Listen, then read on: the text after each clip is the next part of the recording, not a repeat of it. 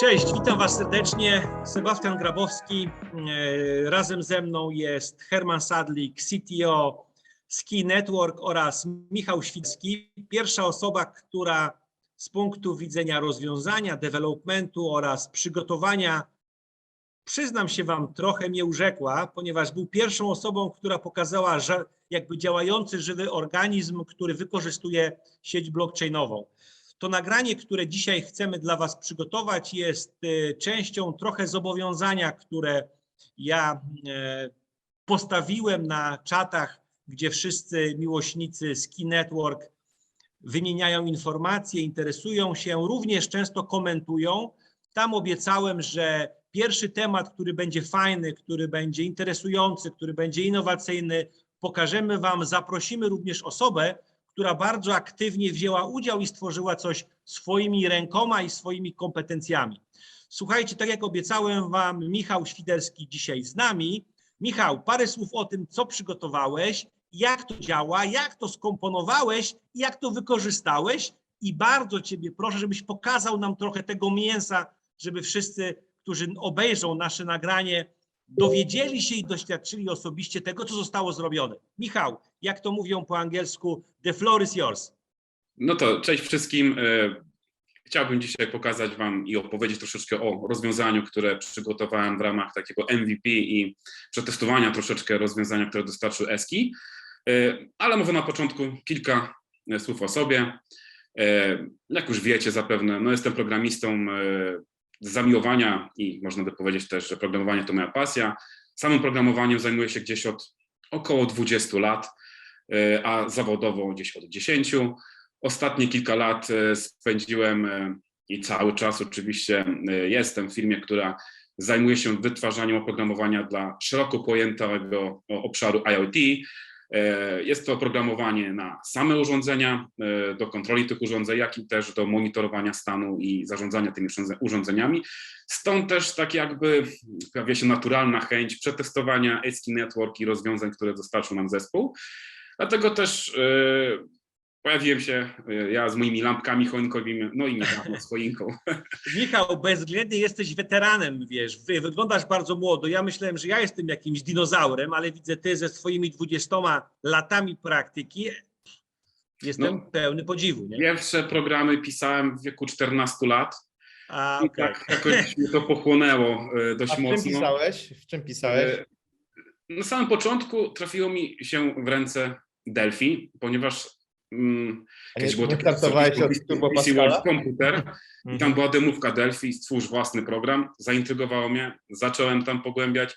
Potem całkiem przypadkowo, zbieg okoliczności u mojego kuzyna trafiłem na książkę właśnie o Delphi, no i tak się moja przygoda z programowaniem zaczęła. Potem wiele lat przechodziłem przez weba, tak dość klasycznie, bardziej jako full stack.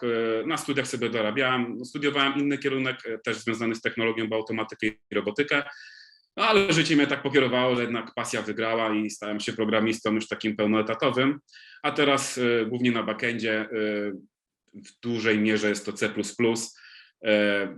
trochę na frontendzie takie klasyczne frameworki, czyli Angular, Vue, Reacta, troszeczkę do tego delikatnie Kotlin, no generalnie dość szeroki stack w zależności od tego, co tam jest potrzeba do napisania. To też z racji na szeroki stack, jakim się posługuję na co dzień, nie miałem praktycznie żadnego problemu, żeby wskoczyć na tory, jakie wytoczył zespół swoimi narzędziami. I nie ukrywam, że zaskoczony byłem bardzo miło, że udało mi się uruchomić taki zupełnie pierwszy prototyp na takich powiedzmy grubych klockach, dosłownie w ciągu 2-3 godzin. I to już zaczęło działać, co dla mnie było mega dużym plusem, bo wystarczyło tak naprawdę uruchomić i zbudować kontener Dockera dla Supplier API. Wykorzystałem sobie Postmana, żeby przetestować rozwiązanie. No troszeczkę musiałem się wgryźć w architekturę rozwiązania, jak wyglądają te smart kontrakty. No, też troszeczkę smart kontraktów pisałem, więc nie miałem takiego dużego problemu, żeby zrozumieć ideę, jaka tutaj stoi. Sorry, tak, przerwę. W czym pisałeś smart kontrakty? W Raidzie? Nie w Solidity. Solidity. Tak, na Ethereum sobie tam próbowałem troszeczkę podziałać. Jak jeszcze opłaty były całkiem normalne. To były czasy. Tak. No i co? pierwszy prototyp uruchomiłem sobie na szybko, stwierdziłem fajnie, no to czas zaprzęgnąć coś więcej niż tylko efekt na samym blockchainie. No i pojawiły się te pierwsze lampki, które sobie podłączyłem. No tak się składa, że z racji, że lubię różne roaming'i technologiczne, miałem kiedyś tutaj w domu zestaw Z-Wave'a, który tam się kurzył w kartonie, mówię, czas to odkopać, podłączyłem wszystko, zestawiłem. No i teraz chyba jest ten moment, kiedy mogę pokazać, jak dokładnie połączyłem wszystkie klocki ze sobą, te nasze puzzle, które stworzyły efekt końcowy, jaki wam prezentowałem. Więc może zacznę od prezentacji serca tego rozwiązania, czyli tak naprawdę urządzenie, na którym wszystko działa. To jest, nie wiem czy widać, o, Raspberry Pi. Bardzo widzimy, tak. Raspberry Pi z modułem Z-Wave, który jest tutaj wpięty w złącza. Na tym urządzeniu Raspberry Pi jest zainstalowany listener z repozytorium ASCII Network. Tutaj w rogu mam nadzieję, że będzie widać.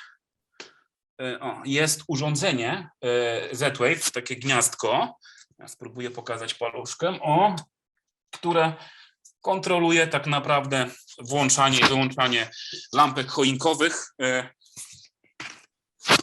poprzez protokół Z-Wave. I teraz jak to wszystko działa? Na początku Supplier API, znaczy poprzez używanie Postmana wysyłałem polecenie poprzez API, jakie wystawia nam Supplier API. Jest to usługa, którą dostarczył zespół ASCII, o której wspomniałem przed chwilą też. I teraz to API i usługa Supplier API pozwala wysłać polecenie do urządzenia. Urządzenie to jest tak naprawdę reprezentowane przez smart contract, który znajduje się w sieci ASCII Network, w tym blockchainie technicznym, oczywiście na testnecie. Na Raspberry Pi, na tej malinie, którą przed chwilą wam pokazałem, zainstalowałem sobie listy, które również udostępnił ASCII Network. Ja dokładnie zainstalowałem te, które są dostępne w repozytorium GitHuba. Właśnie ja mam pytanie co do listenera. Właśnie mam pytanie co do listenera. Wykorzystałeś ten jeden podstawowy dockerowy, czy ten bardziej rozbudowany, oparty o Kubernetes? Wiesz co, tutaj generalnie z tymi listenerami była taka mała przygoda, że na początku nie potrafiłem go skonfigurować, bo Redis nie potrafił mi kolejki postawić. Nie wiedziałem dlaczego, ale podpytałem jednego z waszych kolegów z teamu i chyba nawet autor tego rozwiązania mi podpowiedział, że trzeba po prostu wszystkie 3 uruchomić na raz, a nie można pojedynczego listenera.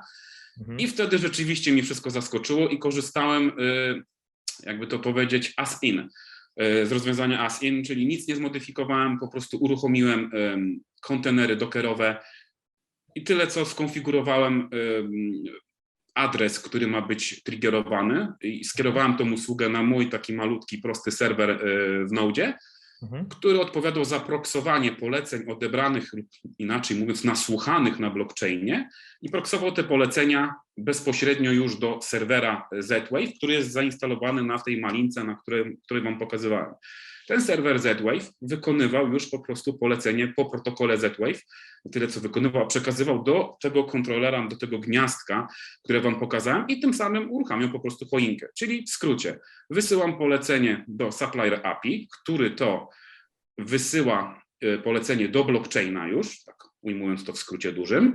Listener na malinie nasłuchuje tego polecenia, wyłapuje je, że się pojawiło, sprawdza jakie to jest polecenie, czy otwarcie, czy zamknięcie. Oczywiście możemy rozszerzać te polecenia o dodatkowe, ale tu standardowo dołączone są tylko te 2.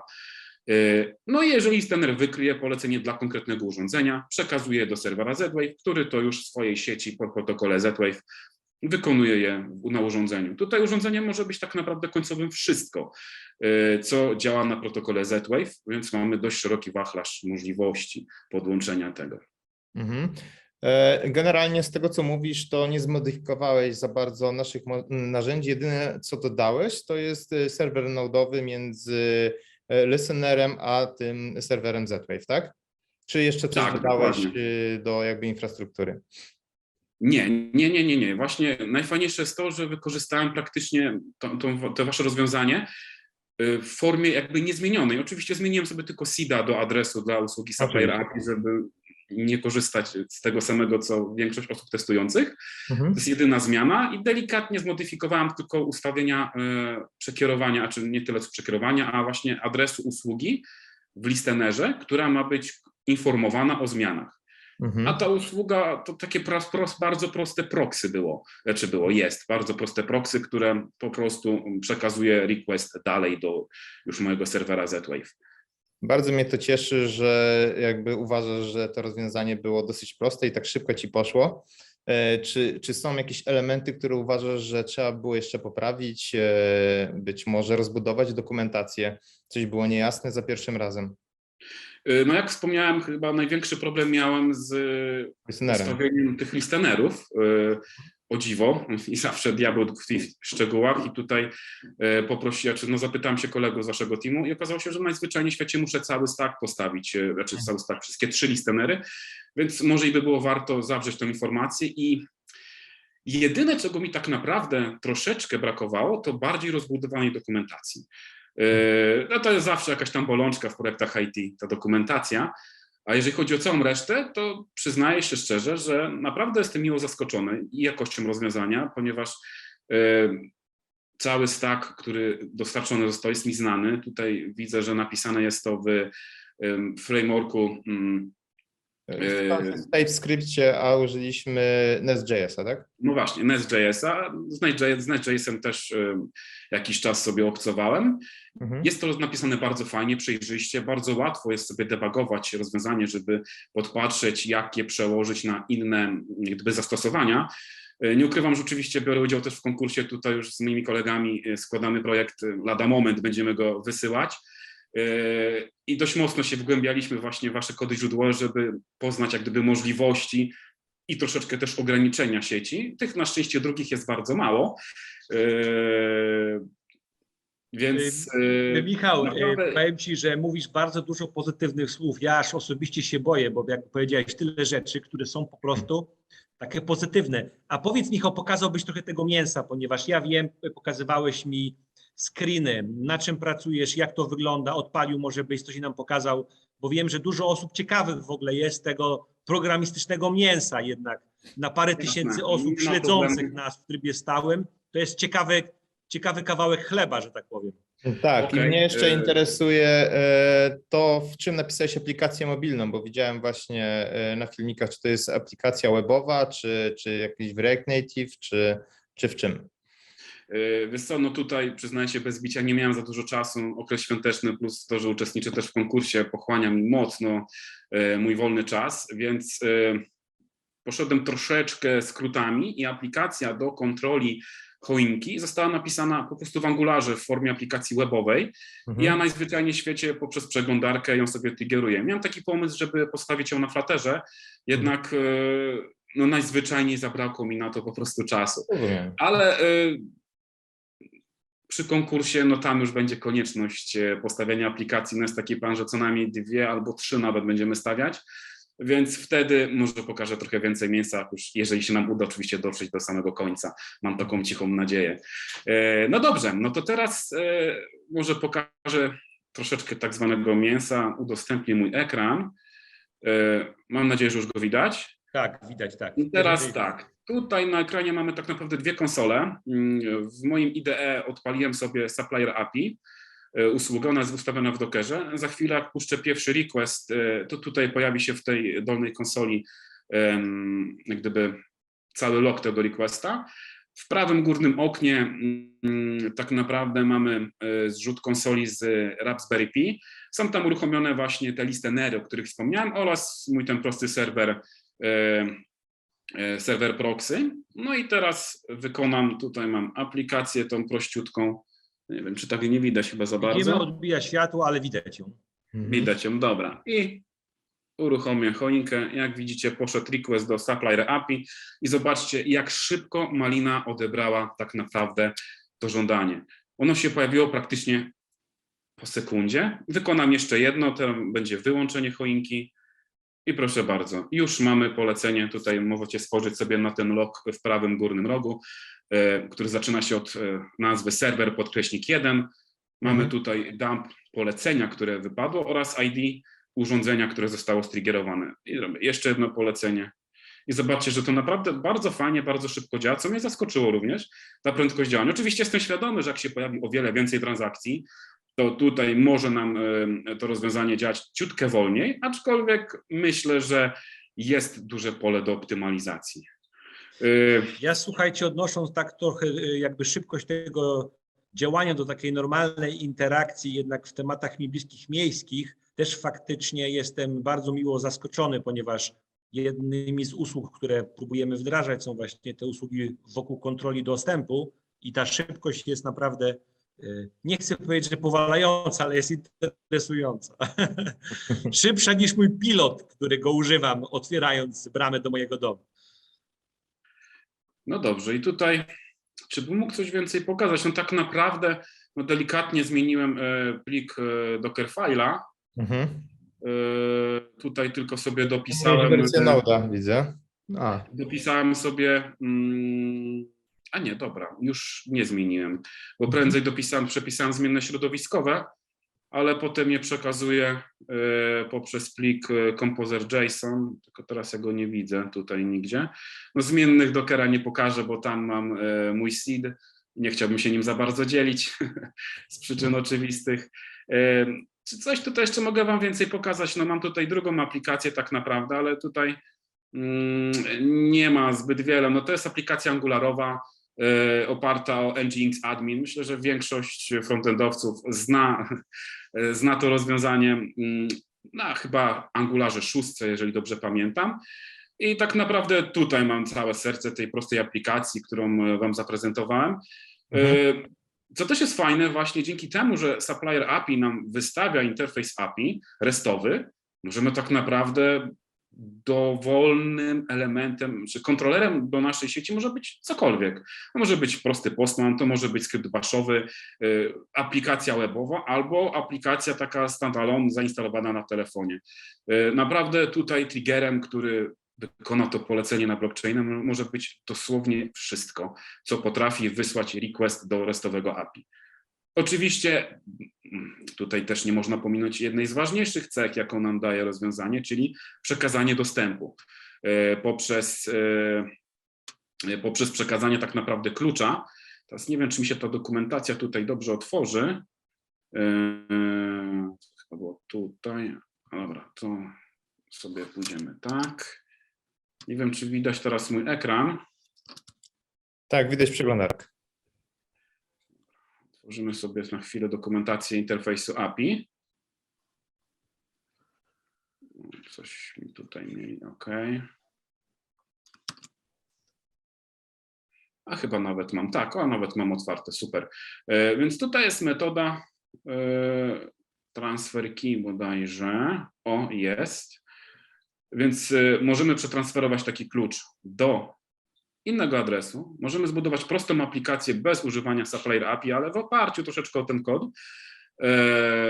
No bo nie możemy udostępnić tak naprawdę Supplier API, no bo wtedy udostępniamy cały silnik do zarządzania kluczami, co by było troszeczkę niebezpieczne, ale możemy wydzielić prostą aplikację, która pozwoli dać dostęp do urządzenia osobie, która ma jakiś tam konkretny portfel i adres tego portfela w naszej sieci. Dzięki temu możemy znajomemu udostępnić naszą choinkę lub na przykład nasze mieszkanie z budynkiem inteligentnym. Możemy komuś udostępnić, nie wiem, hulajnogę, jeżeli byśmy mieli tam zainstalowane urządzenie końcowe, które działa z blockchainem SK. I ja myślę, że tutaj pole jest do użytku bardzo szerokie, szczególnie w czasach nadchodzącego sharing economy, które tak naprawdę nieubłaganie się do nas zbliża i coraz mocniej wchodzi w nasze życie. No, Eski ze swoim rozwiązaniem bardzo trafnie się w to rozwiązanie wpina.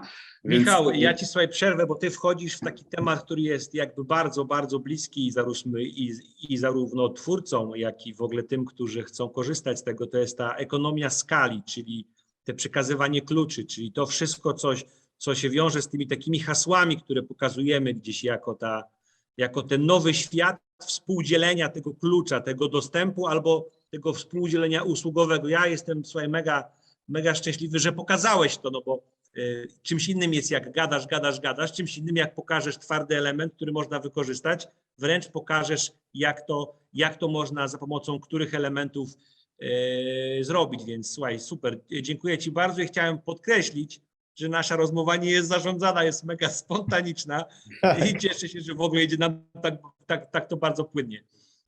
Herman, czy masz jakieś pytania jeszcze? Nie, już tutaj Michał tak dosadnie wszystko wytłumaczył, że wydaje mi się, że nie mam pytań. Ale tak, jestem pod wrażeniem i cieszę się jakby, że rozwiązania, które tworzymy, są tutaj łatwe do implementacji przez deweloperów, także bardzo mnie to cieszy. No, Michał, jak ty miałem- tam jeszcze pokaż, jak tą choinkę zapaliłeś, bo po prostu ja widziałem, że wcisnąłeś, komenda była odebrana, przesłana, ale lampek nie zauważyłem, słuchaj. No wiesz co, to ja może zgaszę na chwilę światło w pokoju. Dobra, Będzie- będzie lepiej zróbmy taki widać lampki. faktyczny noworoczno, rozumiesz sobie, noworoczno 2022 rok. O, jest, teraz jest, widać, jest, Dobra. jest okej. No to żeby nie było, pokażę tutaj jeszcze raz tą konsolę. Swojego czasu Okej. pamiętam, Angie odpalała nam choinkę jakiś rok temu. Teraz, Michał, jesteś tak naprawdę Okej, drugim i odpalamy. prekursorem, który odpali choinę noworoczną. I zgasła. I Działa. teraz jeszcze raz następne polecenie. Pali Nie. się. Proszę bardzo. Słuchaj, Na dziękuję ci życzenie. bardzo, Michał. Słuchajcie, jeszcze wam zostawiam po jednym zdaniu, takie jedno zdanie na koniec i będziemy się żegnali, bo czas nas powoli goni, a nowy rok już za chwilę. Michał, jako nasz pierwszy taki jakby online'owy gość w dzisiejszym naszym kanale SK Network Challenge, 2 słowa od ciebie. No to przede wszystkim chciałbym wszystkim życzyć szczęśliwego nowego roku, samych sukcesów, żeby nas to szaleństwo covidowe już więcej nie dotykało, no i żeby hossa trwała. Tak, żeby Herman? hossa trwała, to jest najwspanialsze jakby życzenie. Też życzę wam wszystkiego dobrego w nowym roku. Słuchajcie, ja bardzo dziękuję dzisiaj Michałowi, bardzo dziękuję Hermanowi, że do nas dołączył. Was bardzo gorąco i serdecznie pozdrawiam. Z mojej strony oraz od zespołu gorące pozdrowienia dla całego SK Army. Bardzo was wierzę i jakby wiem, że jesteście z nami na dobre czy na złe. Czasami na złe, czasami na dobre, ale was bardzo gorąco pozdrawiam. Szczęśliwego nowego roku, zwrotu z inwestycji i do zobaczenia w nowym roku. Hejka, cześć. Cześć. Hej.